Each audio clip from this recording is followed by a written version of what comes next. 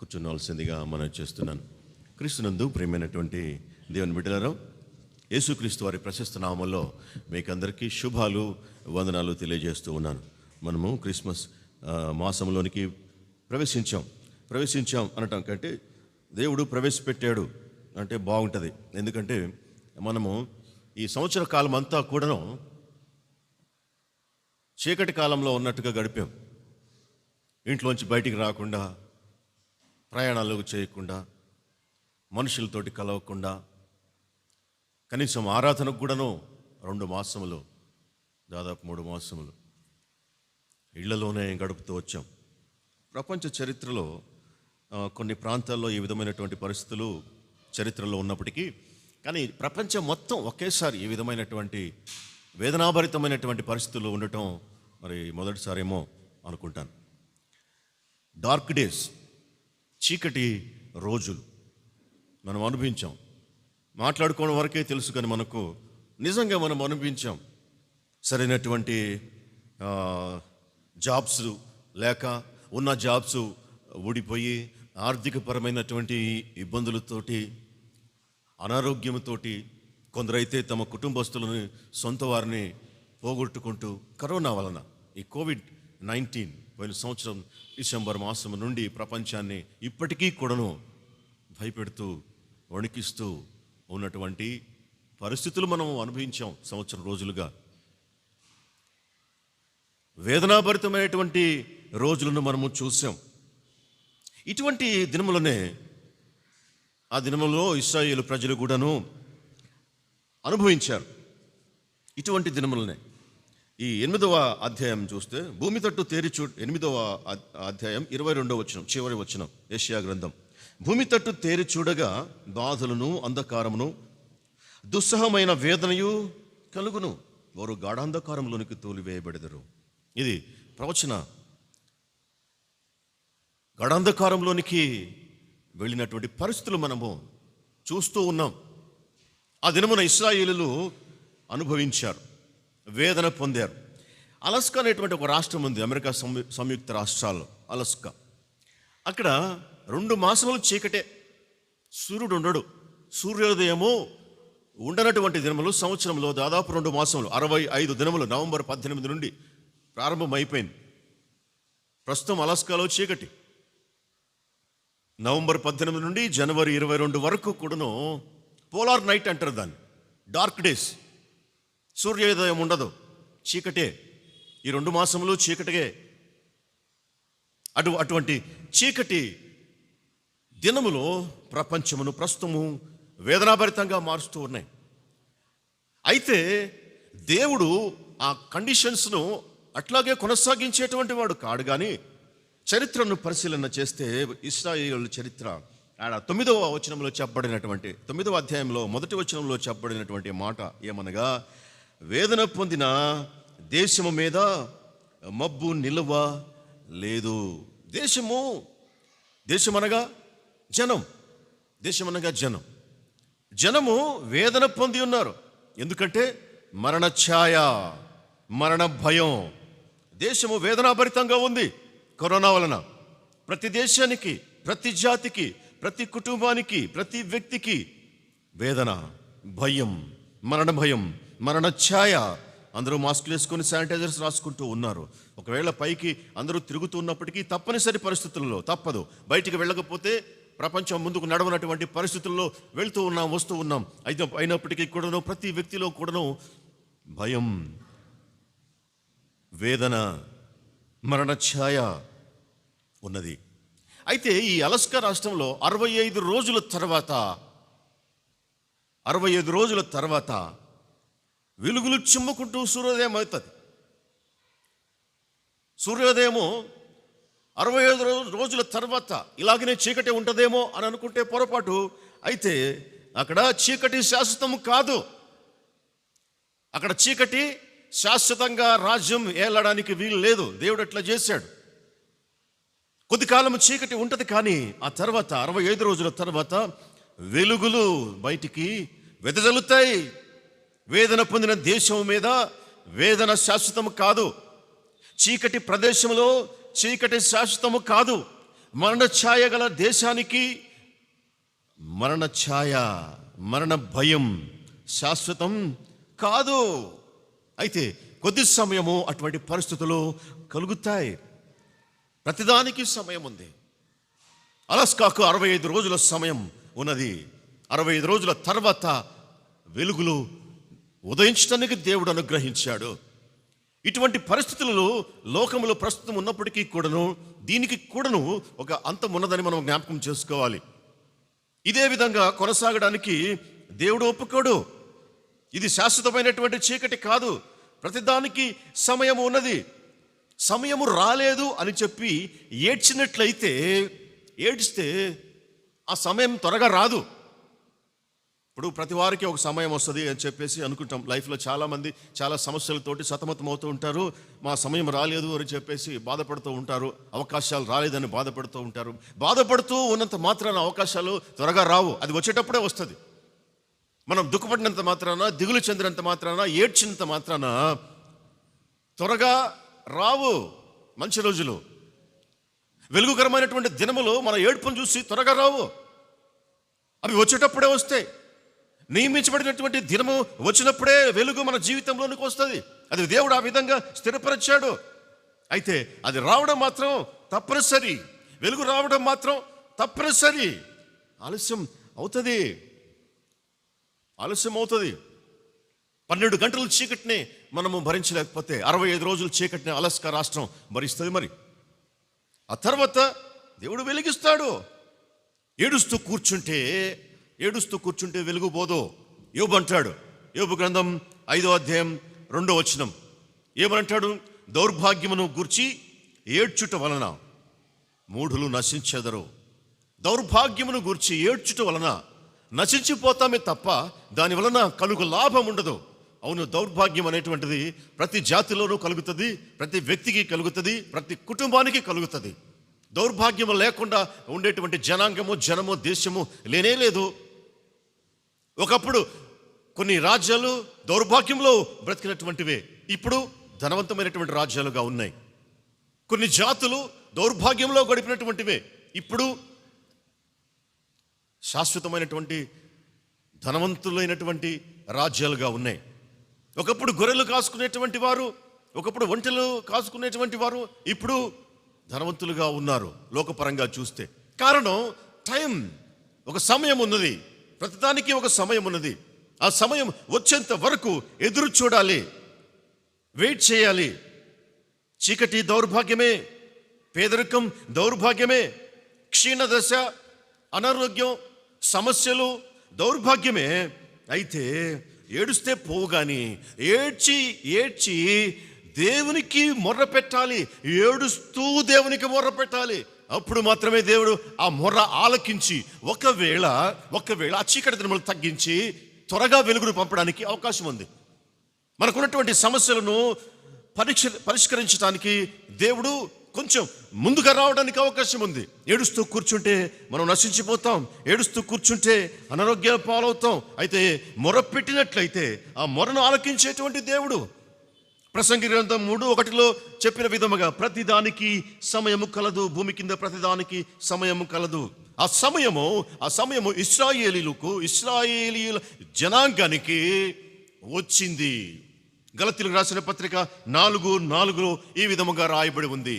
గలతీయులకు రాసిన పత్రిక 4:4 వేదన పొందిన దేశం మీద మబ్బు నిలువలేదు, నిలిచి ఉండదు. చదవండి అమ్మ. కాలము పరిపూర్ణమైనప్పుడు దేవుడు తన కుమారుని పంపెను. చాలు. కాలము పరిపూర్ణమైనప్పుడు అంటే సమయము వచ్చినప్పుడు. కాలం పరిపూర్ణమైనప్పుడు అంటే ఆ రైట్ టైంలో, సరైనటువంటి సమయంలో దేవుడు ఎప్పుడైతే పంపించాలని ఆయన నిశ్చయించి ఉంటాడో మన జీవితంలో వెలుగును ఆ సమయం వచ్చినప్పుడు. ఎప్పుడైతే ఆ విడుదల మన జీవితంలో ఈ సమయంలో ఉన్నది అని రాసి ఉంచాడో ఆ సమయం వచ్చినప్పుడు దేవుడు తన కుమారుని పంపాడు. కాలము పరిపూర్ణమైనప్పుడు, దుఃఖ దినములు నిండినప్పుడు, దుఃఖ దినములు సమాప్తమైనప్పుడు, ఆ వేదన సమాప్తమైనప్పుడు, వేదన పొందిన దేశం మీద మబ్బు నిలువదు. మరణ ఛాయ కలిగినటువంటి ఆ దేశ నివాసుల మీద మరణ ఛాయ ఇక ఉండటానికి వీల్లేదు. వెలుగు ప్రకాశించడానికి సిద్ధంగా ఉన్నది. అందుకే కాలము పరిపూర్ణమైనప్పుడు దేవుడు నరావతారిగా వచ్చాడు. తన కుమారుని పంపాడు అంటే నరావతారిగా వచ్చాడు. అప్పుడు మాత్రమే ఈ లోకమునకు నిజమైనటువంటి వెలుగు కలిగింది. ఆ వెలుగు యేసు ప్రభువే. జబూలూను, నఫ్తాలి దేశమును పూర్వకాలమున దేవుడు అవమానపరిచాడు. పూర్వకాలమున దేవుడు బాధలను, శ్రమలను అనుమతించాడు. ఎవరు ఈ నఫ్తాలి? ఎవరు ఈ జబూలూను? జబూలూను అనగా లేయా కుమారుడు, నఫ్తాలి అనగా రాహేలు దాసి అయినటువంటి బిల్హా కుమారుడు. అనగా వీరు యాకోబు కుమారులు, వీరు ఇశ్రాయేలీయులు, వీరు వాగ్దాన పుత్రులు, వీరు దేవుని ప్రజలు, దేవుని సమాజము, దేవుని సంఘము. అయినప్పటికీ కూడాను వీరికి వేదనాపూరితమైనటువంటి దినాలు ఉన్నాయి. అయినప్పటికీ కూడాను వీరికి చీకటి దినాలు ఉన్నాయి. దేవుడు అనుమతించాడు. దేవుడు అనుమతిస్తే తప్ప దేవుని ప్రజలపైకి చీకటి రోజులు రావు. జబూలును, నఫ్తాలి దేశములను పూర్వకాలమున దేవుడు అవమానపరచెను. అయితే అంత్యకాలమున ఆయన వెలుగును పంపిస్తూ ఉన్నాడు. చీకటిలో నడుచు జనులు గొప్ప వెలుగును చూచిరి. కొన్ని మనం చేయలేనటువంటి పనులు మనము ఉంటాయి, ఏమి చేయలేనటువంటి సందర్భాలు ఉంటాయి. మనము ఏమి చేయలేము అటువంటి సందర్భాలు. ఉదాహరణకు హాస్పిటల్ అడ్మిట్ చేశారనుకోండి, ఫ్లూయిడ్స్ ఎక్కుతా ఉన్నాయి, ఐసీయూలో ఉన్నాము. ఏం చేస్తాము? ఏం చేయలేం. ఒక్కటే చేయగలం, దేవునికి మొరపెట్టడం తప్ప ఇంకేమి చేయలేం. అంతకంటే ఏం చేయలేం. వెయిట్ చేయడం తప్ప, ఎదురు చూడటం తప్ప. ప్రభువా ఎప్పుడు విడుదల? ప్రభువా ఎప్పుడు ఈ సిచ్యువేషన్స్ నుంచి నాకు బయటికి పంపిస్తావు? ఎప్పుడు వార్డుకు తరలిస్తావు? ఎప్పుడు ఇవన్నీ తీసేస్తారు వైర్లన్నీ? ఎదురు చూడటం తప్ప, మొరపెట్టడం తప్ప. అటువంటి కండిషన్స్ వస్తాయి జీవితంలో. ఇప్పుడు ప్రపంచానికి అటువంటి పరిస్థితులే ఉన్నాయి. వ్యాక్సిన్ కనుగొన్నారు అన్నారు, కానీ ఆ వ్యాక్సిన్ కూడా ఫెయిల్ అయిపోయింది. మన దేశ ఒక రాష్ట్ర మంత్రి వేసుకున్న తర్వాత ఆయనకు కరోనా పాజిటివ్ వచ్చింది. ఆ వ్యాక్సిన్ పనిచేయట్లేదు. ఇంకా పరిపూర్ణమైనటువంటి వ్యాక్సిన్ రాలేదు. దేశ నివాసుల మీద మరణ భయం ఇంకా ఉన్నది. రోజుకు క్రొత్త కేసులు వస్తూనే ఉన్నాయి. దేశంలో జనాలు మరణిస్తూనే ఉన్నారు. ఇంకోసారి లాక్డౌన్ పెడదామా అనేటువంటి పరిస్థితులు ఉన్నాయి. స్కూల్స్ అయితే ఇంతవరకు ఓపెన్ కాలేదు. పరిస్థితులు దారుణంగా ఉన్నాయి. ఇటువంటి పరిస్థితులు మనం చేయగలిగినటువంటి పని దేవునికి మొరపెట్టడం. ఈ చీకట్లో ఇటువంటి పరిస్థితుల్లో ఎదురు చూడటం తప్ప, మొరపెట్టడం తప్ప ఏమీ చేయలేం. కీర్తనల గ్రంథం 40వ కీర్తన 1వ వచనం చదవండి ఒకసారి. కీర్తనలు 41. యెహోవా కొరకు నేను సహనముతో కనిపెట్టుకొంటిని, ఆయన నాకు చెవియొగ్గి నా మొర్ర ఆలకించెను. సహనముతోటి నేను కనిపెట్టుకుని ఉంటిని. సహనం ఎందుకు? దేవునికి మొరపెట్టేటప్పుడు సహనం అవసరమే. ఎందుకంటే మనం ఎక్స్పెక్ట్ చేసినట్లుగా మనం మొరపెట్టిన వెంటనే మరుక్షణమే ఒకవేళ సమాధానం రాకపోవచ్చు. ఇప్పుడు 10 మాసములు అయిపోయింది మన దేశంలోనికి కరోనా వచ్చి, అయినా కానీ ఇంకా తీసివేయబడలేదు. ఇంకా చీకటి రోజుల్లోనే మనం ఉన్నాం. వెంటనే ఆ సమాధానం మనకు రాకపోవచ్చు. అందుకే సహనం కావాలి. నేను యెహోవా కొరకు సహనముతోటి కనిపెట్టుకుని ఉంటిని. సహనముతోటి మొర్ర పెట్టినప్పుడు ఆయన మొర్ర చెవియొగ్గి నాకు ఆలకించెను. మొర్ర పెట్టినట్లయితే దేవునికి మన యొక్క విపత్కర పరిస్థితుల్లో, మన యొక్క చీకటి దినములలో, మన శ్రమలో, మన వేదనలో, మన దుఃఖములో దేవునికి మొర్రపెట్టినట్లయితే ఒకవేళ సమాధానం రావటం ఆలస్యం కావచ్చేమో కానీ తప్పకుండా ఆయన యొక్క చెవియొగ్గి మొరను ఆలకించేటువంటి దేవుడై ఉన్నాడు. కీర్తనలు 145:18. తప్పకుండా ఆయన మొరలను ఆలకించేటువంటి దేవుడై ఉన్నాడు. కీర్తనలు 45:18. నిజముగా ఆయనకు తనకు మొర్రపెట్టు వారికందరికీ, తనకు నిజముగా మొర్రపెట్టు వారికందరికీ యెహోవా సమీపముగా ఉన్నాడు. మొర్రపెట్టడం ఒకటి ఉన్నది, నిజముగా మొర్రపెట్టడం మరొకటి ఉన్నది. తనకు మొర్రపెట్టు వారికి అందరికీ, నిజముగా మొర్రపెట్టు వారికి అందరికీ. ఈ నిజముగా మొర్రపెట్టడం అంటేనే సహనంతోటి కనిపెట్టుకొని ఉండటం. మొర్రపెట్టడం అంటే కొద్దిసేపు మొర్రపెట్టి సమాధానం రాకపోయేటప్పటికీ దేవుడు నాకు సమాధానం ఇవ్వలేదు, నన్ను నా ప్రార్థన ఆలకించలేదు అని మానుకోవటం. నిజముగా మొర్రపెట్టు వారికి అంటే నిజముగా మొర్రపెట్టడం అంటే ఆయన సమాధానం ఇచ్చేదాకా సహనముతోటి కనిపెట్టుకుని ఉంటిని అని ఏ విధంగా అయితే కీర్తనకారుడు చెప్పాడో, సహనముతోటి మొర్రపెట్టడం, నిజముగా మొర్రపెట్టడం అంటే అట్టువారికి దేవుడు సమీపముగా ఉన్నాడు. తనకు నిజముగా మొర్రపెట్టే వారికి అందరికీ, ఒకరికిద్దరికా. ఎవరైతే నిజంగా మొరపెడతారో, ఎవరైతే సహనముతోటి మొరపెడతారో అట్టి వారికి దేవుడు సమీపముగా ఉన్నాడు. ఈ మొరపెట్టేటువంటి వారి విషయం అయితే ఒకసారి మనము ఆదికాండంలోనికి పోతే, నిర్గమకాండం 3వ అధ్యాయం. ఇశ్రాయేలును మొరపెట్టినప్పుడు దేవుడు ఏం చేశాడు అనేటువంటిది మనకి ఇక్కడ క్లియర్గా ఉంది. నిర్గమకాండం 3వ అధ్యాయం 7వ వచనం. నేను ఐగుప్తులో ఉన్న నా ప్రజల బాధను నిశ్చయముగా చూచితిని.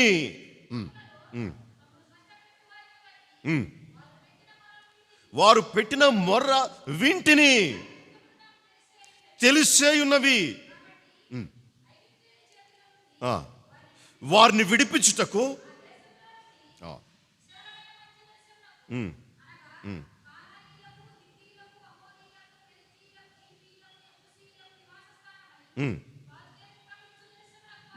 వారిని నడిపించుటకు దిగి వచ్చి ఉన్నాను. ఎంత గొప్ప దేవుడు మన దేవుడు! మొర్రపెట్టు వారి ఎడల ఆయన చూపించేటువంటి ప్రేమ, మొర్రపెట్టు వారికి ఆయన చేసేటువంటి సహాయం ఇక్కడ క్లియర్గా మనకు కనబడుతూ ఉంది. ఆయన నేను వారి బాధలను నిశ్చయముగా చూశాను అంటున్నాడు. ఆయన చూసే దేవుడు అని చాలా సార్లు మనం ఇంతకుముందు చెప్పుకున్నాం. ఆయన చూసే దేవుడు, నిశ్చయముగా చూసే దేవుడు, నిన్ను నన్ను మనలను ప్రతి ఒక్కరిని చూసే దేవుడు. ఆయన చూశాడు వారి బాధలను, పనుల్లో తమ్ము కష్టపెట్టు వారిని బట్టి వారు పెట్టిన మొరను విన్నాడు. ఆయన చూసే దేవుడు. రెండవది, ఆయన వినే దేవుడు. చెవులు కలుగు చేసినటువంటి వాడు వినక మానునా? కనులు కలుగు చేసినటువంటి వాడు చూడకుండునా? దేవుడు ప్రశ్నించేటువంటి ప్రశ్న. నువ్వు చూడలేదనుకుంటున్నావేమో, వినలేదనుకుంటున్నావేమో. నీ మొర్ర, నీ బాధ, నీ కష్టము, నీ వేదన, నీ చీకటి దినములు ఆయనకు తెలియవనుకుంటున్నావేమో. కానీ ఆయన చూడలేక ఉండనట్లుగా ఆయన కళ్ళు లేనివాడు కాదు. మనకు కళ్ళు ఇచ్చినటువంటి ఆయనకు కళ్ళు ఉండవా? చూడలేడా? మనకు చెవులు ఇచ్చినటువంటి వానికి మన మొర్ర వినపడదా? ఆయన చూసే దేవుడు, వినే దేవుడు. ఇంకా ఏమంటున్నాడంటే వారి దుఃఖము నాకు తెలిసేయున్నది. మన హృదయంలో పరిశీలించినటువంటి దేవుడు, మన కష్టం ఎరిగినటువంటి దేవుడు. నాకు తెలుసు. సంఘంతో మాట్లాడుతూ ఎఫెసీ సంఘంతో అంటాడు, నీ దుఃఖము నాకు తెలుసు, నీ శ్రమ నాకు తెలుసు, నీ కష్టము నాకు తెలుసు.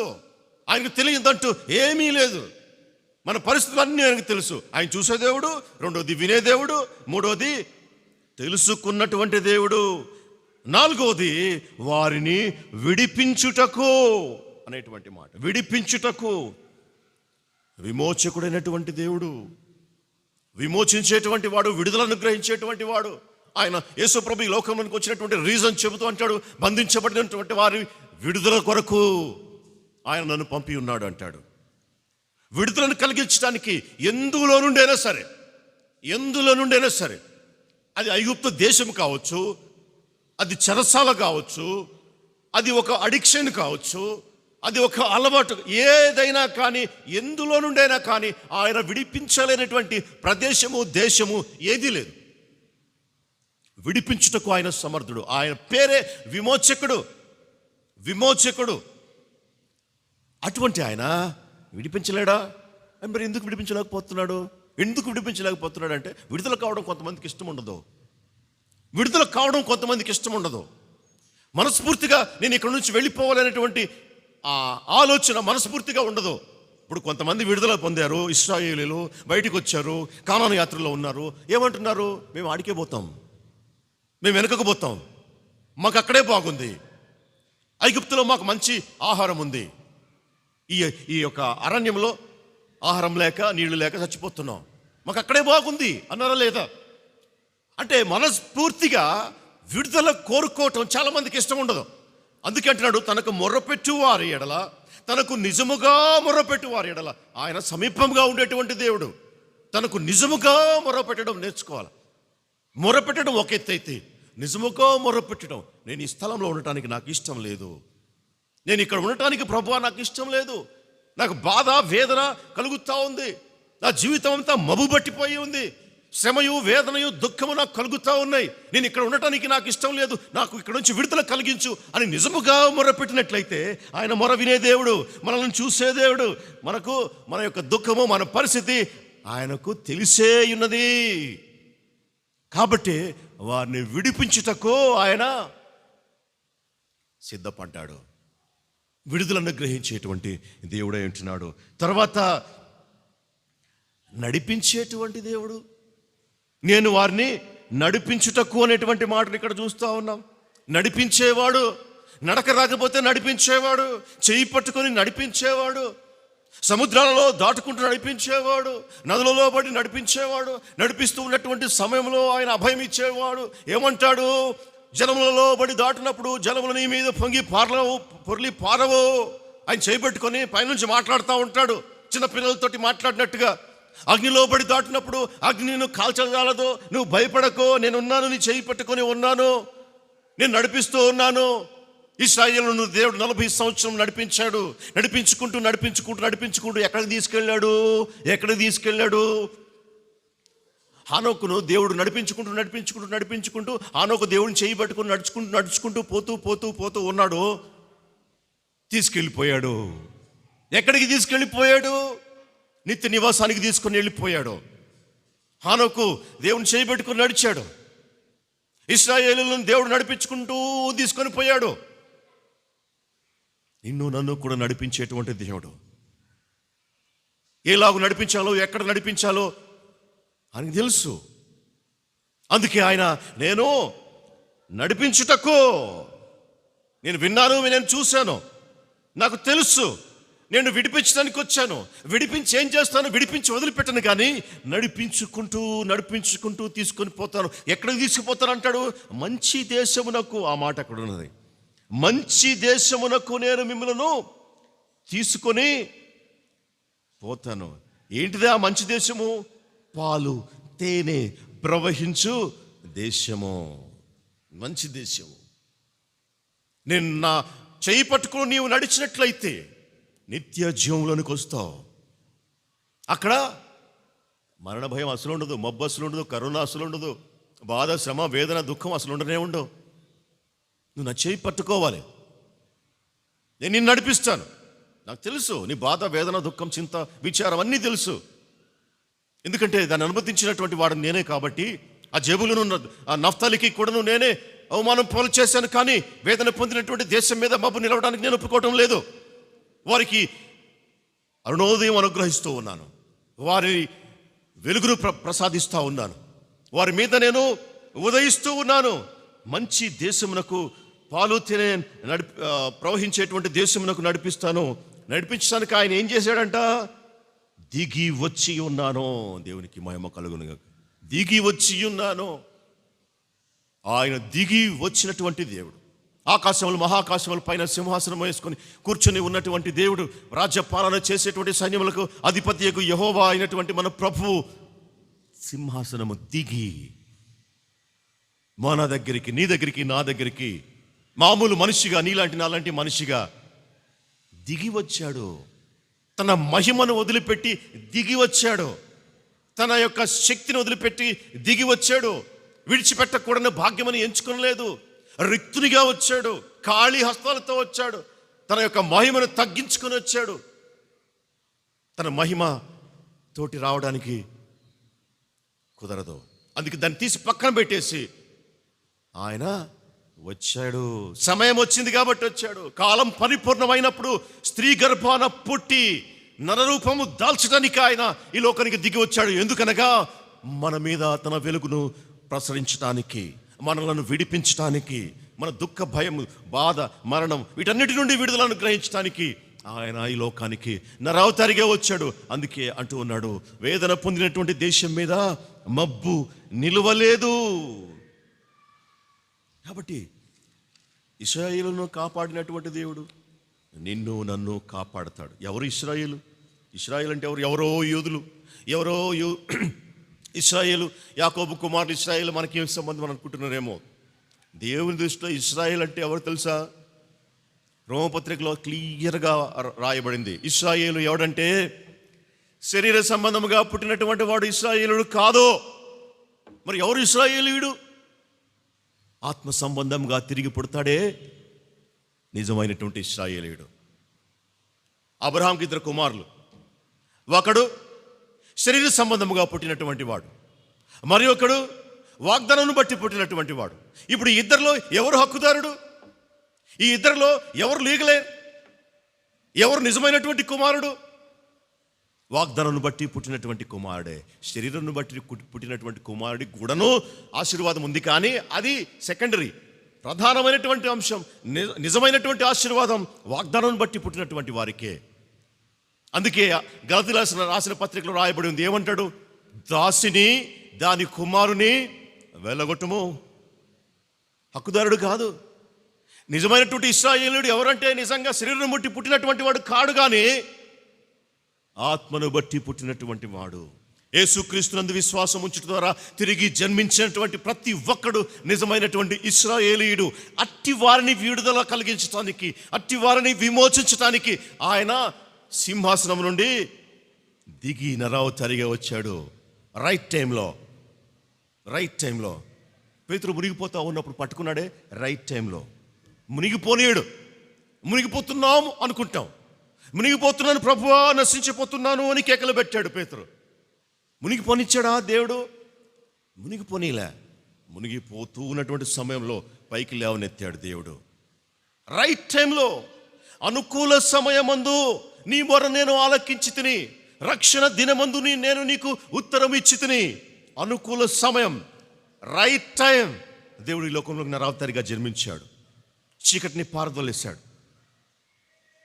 క్రీస్తునందు ప్రియమైనటువంటి దేవుని బిడ్డలారా, చీకటి కష్టమే.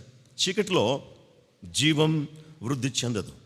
చీకటిలో కేవలం మరణం మాత్రమే విస్తరిస్తుంది, కానీ జీవం వృద్ధి చెందడం కష్టం. మానవ మనుగడ మరీ అసాధ్యం. జీవకోటికి ప్రాణాధారం కేవలం వెలుగు మాత్రమే. వెలుగు ఉన్నప్పుడే జీవం ఉత్పన్నమవుతుంది. వెలుగు ఉన్నప్పుడు మాత్రమే జీవం అభివృద్ధి చెందుతుంది. అందుకే లోకంలో జీవం అభివృద్ధి చెందాలి అని దేవుడు నిశ్చయించి అన్నిటికంటే ముందుగా లైట్ని సృష్టించాడు, వెలుగును సృష్టించాడు. అగాధ జలములపైన దేవుని ఆత్మ అల్లాడుచుండెను అన్నటువంటి వాక్యం తర్వాత వెంటనే ఉన్నటువంటి వాక్యం ఏమంటే, దేవుడు వెలుగు కలుగును గాక అని పలుకగా ఆ ప్రకారమాయను అని చెప్పి ఉంటుంది.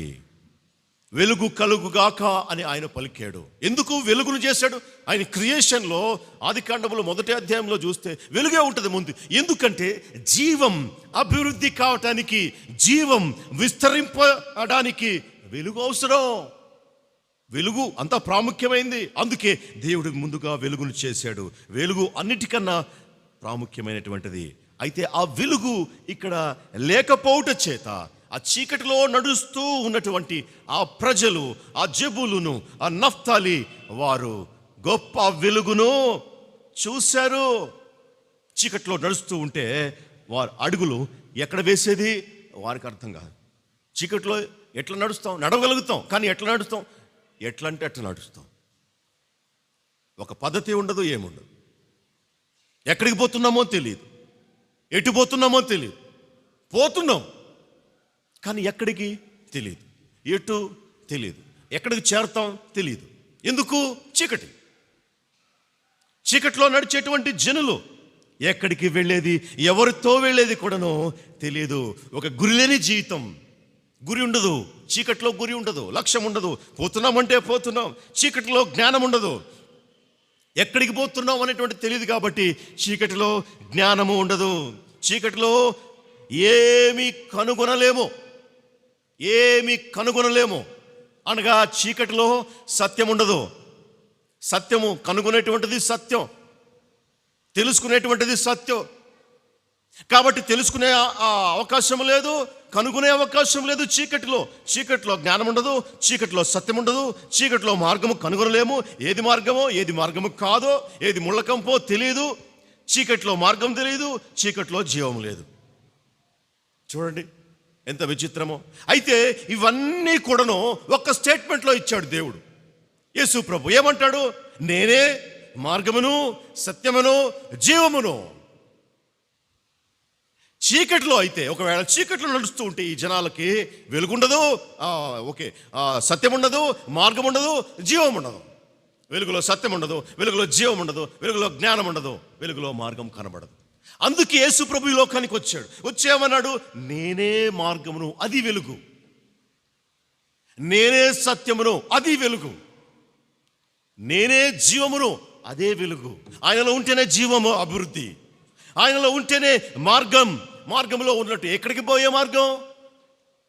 పరమపురికి పోయేటువంటి మార్గం, నిత్య జీవానికి పోయేటువంటి మార్గం. ఆయనలో ఉంటేనే ఆయనే సత్యం. ఆయనలో ఉంటే అన్నీ కనబడతాయి, ఆయనలో ఉంటే అన్నీ చూడగలుగుతాం. ఆత్మ నేత్రాలు విప్పుకుంటాయి. ఆయనలో ఉంటే అన్నీ చూడగలం, ఆయన లేకపోతే ఏమీ చూడలేం. ఆయన లేకపోతే అందరూ గుడ్డి వాళ్ళే. ఈ ప్రపంచమే గుడ్డిది, డార్క్లో ఉన్నటువంటిది. అందుకే ఆ డార్క్నెస్ని తీసివేయటానికి ఆయన ఉదయించాడు. అందుకే ఆ దేశం పైన ఏమంట? యోర్దాను అద్దరిని అన్యజనుల గలిలయ ప్రదేశమును మహిమ గలదానిగా ఆయన చేయుచు ఉన్నాడు. మహిమ గలదానిగా ఆయన చేయుచు ఉన్నాడు. ఎట్లా? దానిపైన ఆయన వెలుగును ప్రసరించడం ద్వారా ఆ చీకటిలో నడుచు జనులు గొప్ప వెలుగును చూస్తూ ఉన్నారు. మరణ ఛాయగల దేశ నివాసుల మీద వెలుగు ప్రకాశిస్తూ ఉంది. కాబట్టి ఈ జనులకి ఈ వీరు పొందినటువంటి భారము, వేదన, గుండె భారము, ఇవన్నీ కూడాను యేసుక్రీస్తు జననము ద్వారా ఇవన్నీ కూడాను తీసివేయబడటానికి ప్రభువు దానిపైన ఉదయిస్తూ ఉన్నాడు. యేసు ప్రభు జన్మించినప్పుడు వారిపైన ఆయన తన వెలుగును ప్రకాశింపజేసినప్పుడు ఏం జరిగింది అంటే, రాయబడినటువంటి మాట ఏమనగా 3వ వచనంలో యెషయా గ్రంథం 9:3 ఏమంటున్నాడు?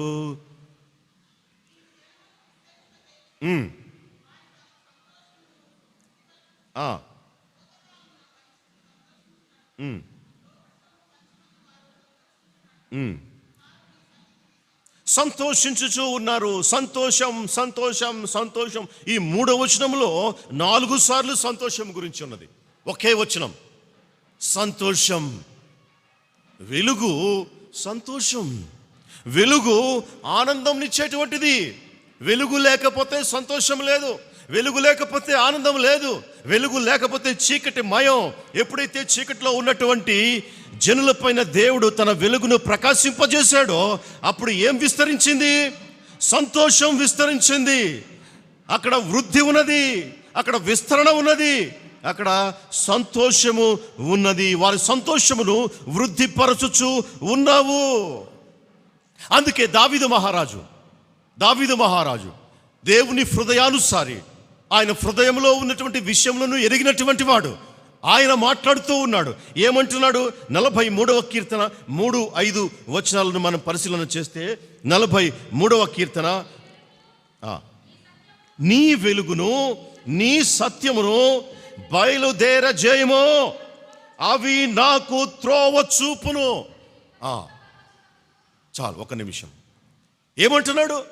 ప్రభువా, నేను చీకట్లో ఉన్నాను, నేను వేదనలో ఉన్నాను, ఇక్కడ ఉండటం నాకు ఇష్టం లేదు, కాబట్టి నేను ఇక్కడ నుంచి బయటపడాలి అంటే నువ్వేం చెయ్యాలి అనగా, నీ వెలుగును నీ సత్యమును బయలుదేరజేయము. నీ వెలుగు, నీ సత్యము, నీ మార్గము నా మీద నువ్వు ఉదయింపజేస్తే, అవి బయలుదేరి నేను పొందుకుంటే నీ వద్ద నుండి, అప్పుడు ఏం జరుగుతుంది అని అంటున్నాడంటే, అవి నాకు మార్గం వచ్చేసింది, త్రోవ చూపును. నీ వెలుగు, నీ సత్యము నాకు త్రోవ చూపును. అది ఏం త్రోవ? అది ఎటువంటి త్రోవ? ఎక్కడికి నడిపించేటువంటి త్రోవ? అది నీ పరిశుద్ధ పర్వతమునకును, నీ నివాస స్థలములకును నన్ను తోడుకొని వచ్చును. ఎక్కడికి నడిపిస్తాయి ఆ వెలుగు? ఎక్కడికి నడిపిస్తుంది నీ సత్యము? అనగా నీ పరిశుద్ధ పర్వతమునకు, నీ నివాస స్థలమునకు అవి నన్ను తోడుకొని వచ్చును. లాస్ట్ వీక్ కూడా మనం మాట్లాడము, తోడుకొని వచ్చేది అంటే పక్కన నిలబడి పట్టుకొని. యేసు ప్రభు గుడ్డివాడిని తోడుకొని పోయింది కదా ఊరి వెలుపలికి. అట్లాగే ఆయన వెలుగు, ఆయన సత్యము మనలను ప్రక్కన ఉండి చేయి పట్టుకొని తోడుకొని పోతాయి. ఎక్కడికి?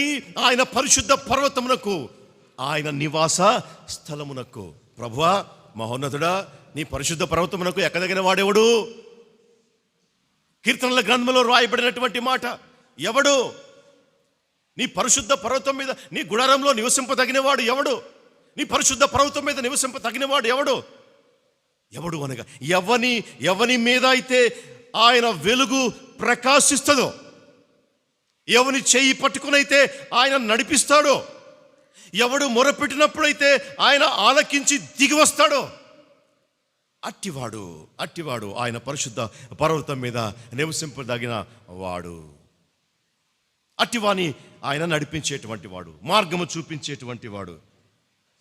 ఇంకా చదువమ్మా.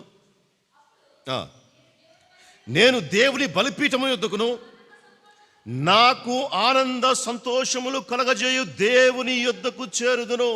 ఏం కలుగజేస్తాయి? వెలుగు, సత్యము ఏం కలుగజేస్తాయి? ఆయన మార్గము మన జీవితానికి ఏం కలుగజేస్తాయంటే ఆనందము, సంతోషము. ఒక మనిషికి ఈ లోకంలో ఇంతకంటే కావాల్సింది ఏముంది? ఆనందము, సంతోషం. మనిషికి సంతోషమే కదా కావాల్సింది, ఆనందము కావాలి. ఇంతకంటే ఏ పని చేసినా వీటి కోసమే చేస్తాం. మన శాంతి, మనసు ఆనందము, ఆరోగ్యంగా ఉండాలనుకుంటాం. ఎందుకు? ఆరోగ్యంగా ఉంటే ఆనందంగా ఉంటాం. ఆరోగ్యమే మహాభాగ్యం కాబట్టి.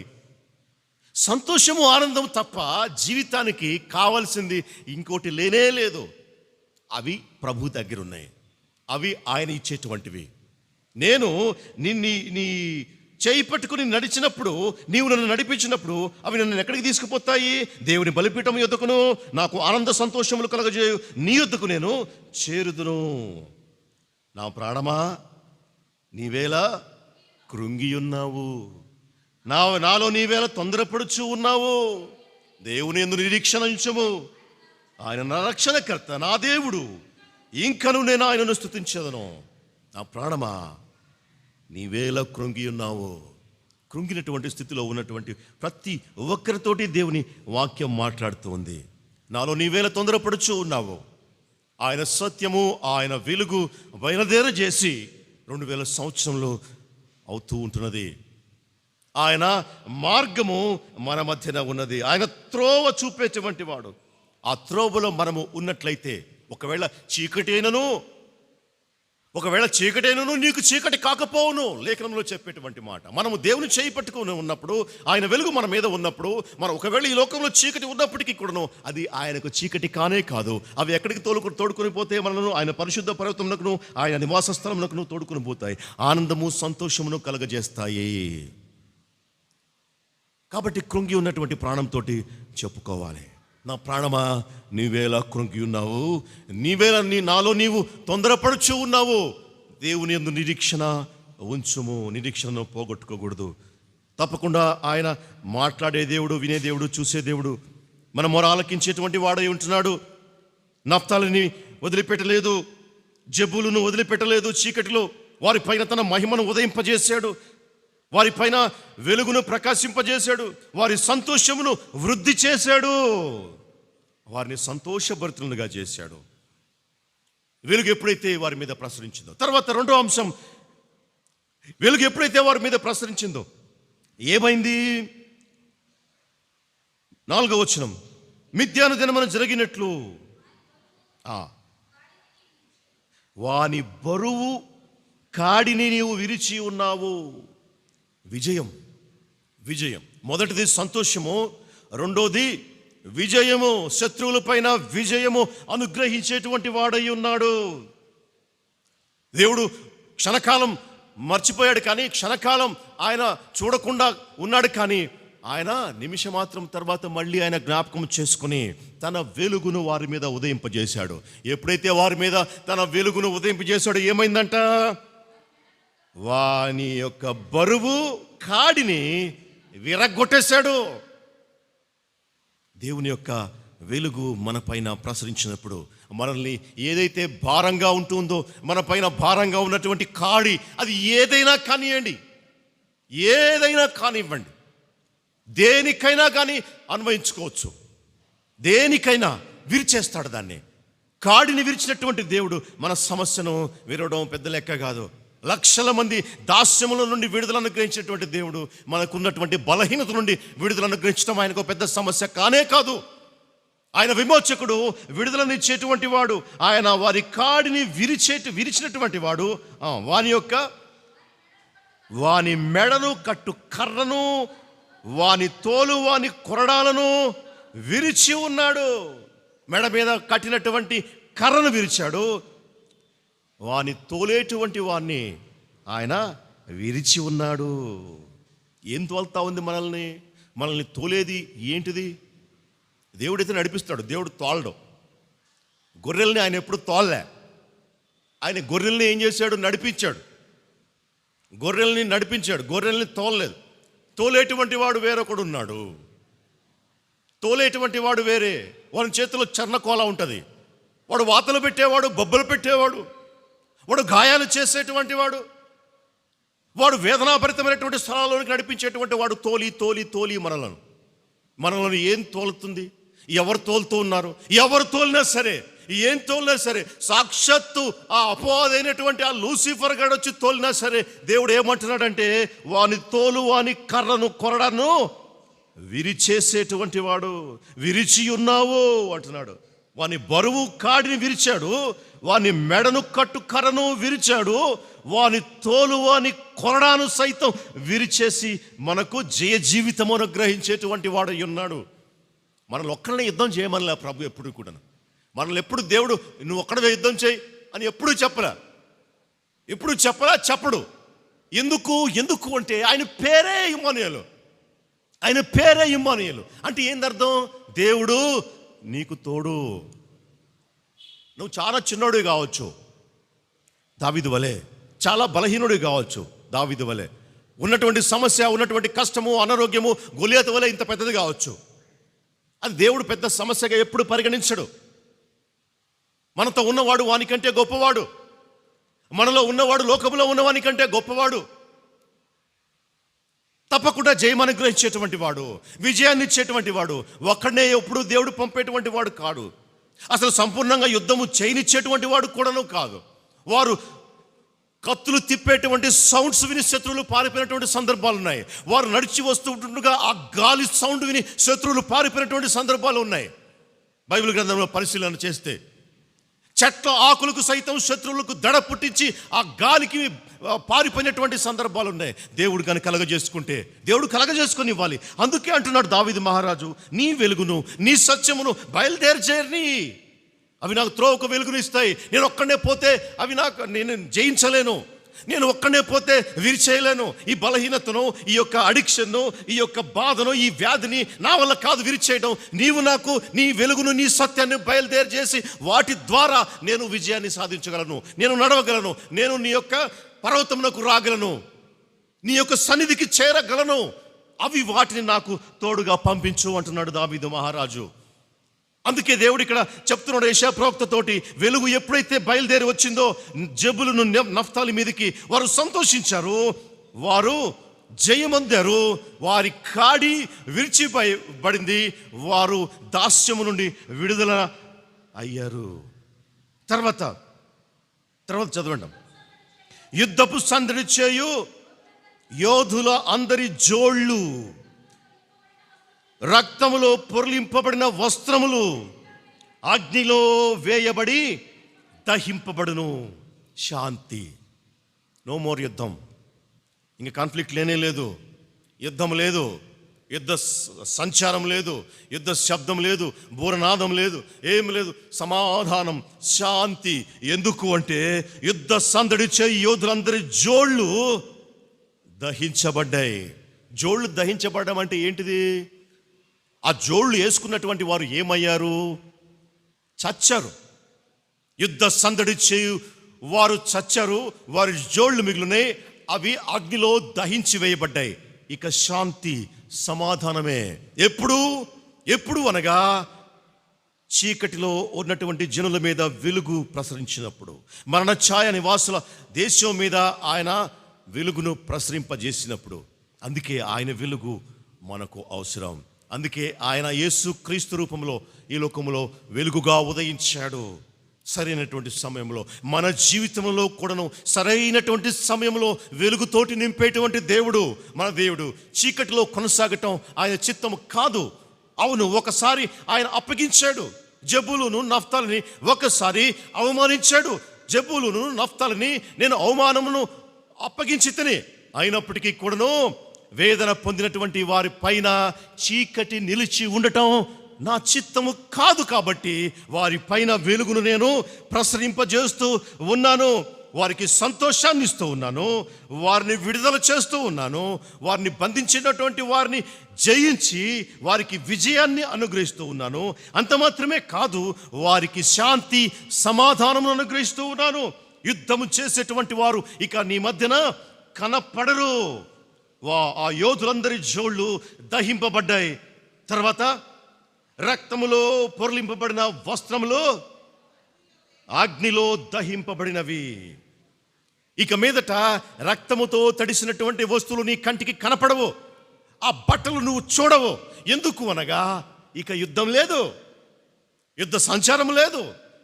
ఆ రక్తంతో తడిసినటువంటి ఆ బట్టలను దేవుడు దహించి వేశాడు, ఆనవాళ్ళు కూడా లేకుండా. గతంలో నీవు యుద్ధం చేసావు, గతంలో నీవు పోరాడావు అనేటువంటి ఆనవాళ్ళు కూడా లేకుండా దేవుడు శాంతితోటి, సమాధానముతోటి, యుద్ధం లేకుండా జీవితాన్ని నింపేటువంటి వాడు. ఇశ్రాయేలు జీవితాన్ని నింపినటువంటి వాడు. ఆయన వెలుగు వారి మీద ప్రసరింపజేయటం ద్వారా కారణం ఏంటిది? కారణం ఏమనగా వెలుగు ప్రకాశించింది. ఏంటిది ఆ వెలుగు? ఏంటిది ఆ వెలుగుకు కారణం? ఏంటిది? ఏలయనగా మనకు శిశువు పుట్టెను, మనకు కుమారుడు అనుగ్రహింపబడెను. ఇది రీజన్, ఇది కారణం. ఏ విధంగా జెబూలూను నఫ్తాలి చీకటిలో నడుచు జనులు గొప్ప వెలుగును చూశారు, ఏ విధముగా మరణ ఛాయగల దేశ నివాసుల మీద వెలుగు ప్రకాశించింది, ఏ విధముగా వారు జయ జీవితంలోనికి వచ్చారు, ఏ విధముగా వారు సంతోషభరితులైనారు, ఏ విధముగా వారికి శాంతి, సమాధానం దొరికింది. కారణం ఏమి? వెలుగు కారణం. ఆ వెలుగేంది అనగా మనకు కుమారుడు అనుగ్రహింపబడెను. ఏలయనగా కారణం మనకు శిశువు పుట్టెను. మనకు శిశువు పుట్టెను అంటే, మనకు శిశువు పుట్టెను అంటే ఏంటిది? మన కొరకు శిశువు పుట్టెను అని అర్థం. శిశువు అనేటువంటిది మానవ జాతిని సూచిస్తుంది. శిశువు అంటే దేవుడు మానవుడైనాడు, అది అక్కడ అర్థం. మన కొరకు శిశువు పుట్టెను అంటే దేవుడు నరరూపెత్తాడు, నీలాగా నాలాగా మన పక్షాన యుద్ధం చేయబోతూ ఉన్నాడు. మనల్ని వేధించేటువంటి వారిని, హింసించేటువంటి వారిని ఆయన నాశనం చేయబోతూ ఉన్నాడు. మనం ఇక మీదట చీకటిలో ఉండటానికి వీలు లేదు. కారణం మన కొరకు శిశువు పుట్టాడు. నీ బాధ, నా బాధ అర్థం చేసుకోవడానికి ఆయన నీలాగా నాలాగా నరరూపము దాల్చాడు. మనకు కుమారుడు అనుగ్రహింపబడ్డాడు. మనకు కుమారుడు అనుగ్రహింపబడ్డాడు. ఇక్కడ మామూలుగా మనకు కుమారుడు అనేటువంటి మాటను చూస్తే, మనకు కుమారుడు అని ఎవరు అనుకుంటారు?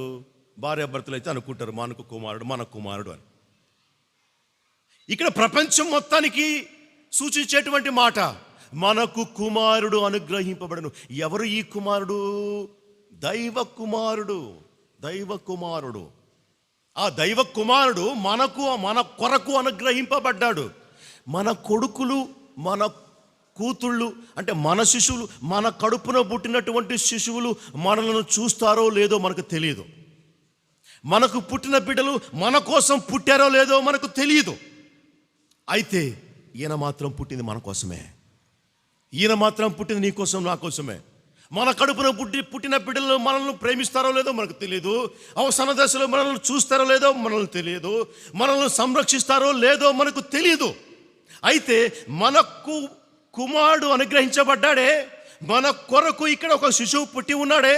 ఈ శిశువు తప్పకుండా మనలను సంరక్షించేటువంటి వాడు, మనలను రక్షించేటువంటి వాడు, మనలను కాపాడేటువంటి వాడు.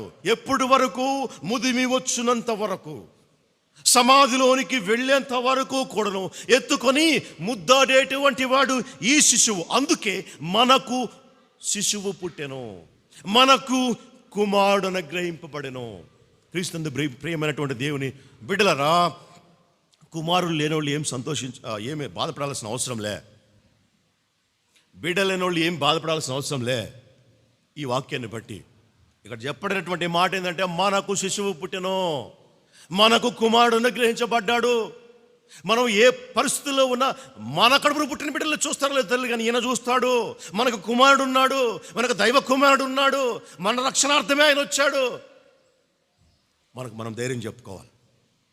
నా ప్రాణమా నీవేళ కృంగి ఉన్నావు, నాలో నీవేళ తొందరపడుచు ఉన్నావు. మనకు ఒక కుమారుడు అనుగ్రహించాడు, మనకు శిశువు ఉన్నాడు, నరవతారం ఎత్తాడు. ఆయన సంతోషాన్ని, సమాధానాన్ని, జయాన్ని, విడుదలను అనుగ్రహించేటువంటి వాడు. అందుకోసమే ఆయన ఈ లోకంలోనికి వచ్చాడు అని మనము చెప్పుకోవాలి. అది క్రిస్మస్ యొక్క వెలుగు, క్రిస్మస్ యొక్క అర్థం, పరమార్థం. కాబట్టి చీకటి అనేటువంటిది తాత్కాలికం. చీకటి తాత్కాలికం. ఒకవేళ ఒక ప్రదేశంలో 12 గంటలు ఉండొచ్చు, ఒక ప్రదేశంలో 15 రోజులు ఉండొచ్చు, 65 రోజులు ఉండొచ్చు భూమి మీద చీకటి. అయితే వెలుగు రావడం తథ్యం, వెలుగు రావడం తథ్యం. ఈ కోవిడ్, కరోనా ఉండొచ్చు, సంవత్సరం ఉండొచ్చు, 2 సంవత్సరములు ఉండొచ్చు, కానీ దీన్ని తీసివేయబడటం తథ్యం. దేవుడు అనుకుంటే దీన్ని తొలగించటం తథ్యం. వెలుగుతోటి మన జీవితాలు నింపబడడం తప్పదు. ఒకవేళ మన మెడల పైన కాడిని మోపి ఉండొచ్చు, మనల్ని ఎవరో ఒకరు తోలుతూ ఉండొచ్చు, మన పైన ఎవరో మనల్ని నడిపించేటువంటి ఆ బలమైనటువంటి శక్తి, మన బలహీనత ఏదైనప్పటికీ కూడాను ఇష్టముతోటి అనగా నిజముగా మొరపెట్టినట్లయితే కాడి విరిచేయటానికి సిద్ధంగా ఉన్నాడు, భారాన్ని తీసివేయటానికి ఆయన సిద్ధంగా ఉన్నాడు. ఇట్లొచ్చి మనం ఏంటంటే సమస్య, మనం ఇట్లాగే ఉందాం, ఇట్లాగే ఉంటూ సంతోషంగా ఉందాం అనుకోవటం వలన దేవుడు యొక్క వెలుగులు మన జీవితాల్లో నింపబడటం లేదు. ఇట్లాగే ఉంటూ సంతోషంగా ఉండాలి అనేటువంటి ఆలోచన తీసివేయాలి. తప్పిపోయిన కుమారుడు పందులతో పాటే ఉంటూ సంతోషంగా ఉండాలి అని అనుకోవడం హాస్యాస్పదం. అది ఎప్పటికీ జరగనటువంటి పని. పందుల గుంపులో సంతోషంగా ఉండాలి, ప్రభువా ఇక్కడే ఉంటాను, సంతోషంగా నన్ను ఉంచు అంటే అది జరగని పని. అక్కడ నుండి బయట పడటానికి ప్రయత్నం చేయాలి. ఇక్కడ ఉండటం ఇష్టం లేదు ప్రభువా, నీ వెలుగును, నీ సత్యమును బయలుదేరని అని చెప్పి ఆయనను వేడుకోవాలి. అక్కడ నుండి లేచి బయటికి రావడానికి ప్రయత్నం చేయాలి. ప్రయత్నం చేసే క్రమంలో దేవుడు పట్టుకుంటాడు. ప్రయత్నమే చేయకుండా ఉంటే ఇక దేవుడు పట్టుకునేటువంటి కేసు ఎక్కడిది? ప్రయత్నమే చేయకుండా ఉంటే పేతురు నీళ్లపైన నడిచేటువంటి కేసు ఎక్కడిది? ప్రయత్నం చేసినప్పుడు, ప్రయత్నం చేసి మునిగిపోయేటప్పుడు పేతురు చేయి పట్టుకున్న ప్రభువు నీ జీవితంలో, నా జీవితంలో, మన జీవితంలో వెలుగులో నింపడానికి సిద్ధంగా ఉన్నాడు. చేయి పట్టుకుని నడిపించడానికి సిద్ధంగా ఉన్నాడు. మనల్ని మనము ఆయనకు సబ్మిట్ చేసుకుందాం, మనస్ఫూర్తిగా ఆయనకు మొర్ర పెడదాం. మొర్రపెట్టి మనం విడుదల పొందుదాం. విడుదల పొంది ఆయన పర్వతమునకు, ఆయన నివాస స్థలమునకు, మనోహరమైన స్థలమునకు వెళ్ళటానికి మార్గమును సిద్ధపరచుకుందాం. అట్టి కృప పరిశుద్ధాత్మ దేవుడు మనకందరికీ సమృద్ధిగా అనుగ్రహించునుగాక. ఆమేన్. ప్రార్థన చేసుకుందాం. ప్రేమ నమ్మకము కలిగిన మా పరమ తండ్రి, మీ ప్రేమ చేత ఈ లోకంలోనికి మీరు మరి మా వంటి స్వభావం కలిగినటువంటి మనుష్య రూపంలోనికి వచ్చారు ప్రభు. మా జీవితంలో వెలుగులు నింపడానికి, మా యొక్క కాడిని విరవటానికి, మా బంధకాలు తెంచేయటానికి తండ్రి మీరు ఈ లోకంలోనికి వచ్చారు. మీకు స్తోత్రములు చెల్లిస్తూ ఉన్నాం. వచ్చినటువంటి మీ చేయి పట్టుకొని తండ్రి మేము నడవటానికి మాకు శక్తిని ప్రసాదించండి. శత్రువు పైన విజయమును ప్రసాదించండి. జయ జీవితము కలిగి నాయన మీ మార్గములను నడుచుటకు మమ్మలను సిద్ధపరచమని వేడుకొనొచ్చు. మా ప్రభువును ప్రియ రక్షకుడైన యేసుక్రీస్తు పరిశుద్ధ నామములో ప్రార్థించి వేడుకొనొచ్చు ఉన్నాం తండ్రి. ఆమేన్. ఈ సమయంలో మనము అందరము కలిసి 578 నెంబర్ కీర్తన, నీ ధనము నీ ఘనము అనేటువంటి కీర్తన పాడుచుంటుండగా కానుకలు సేకరి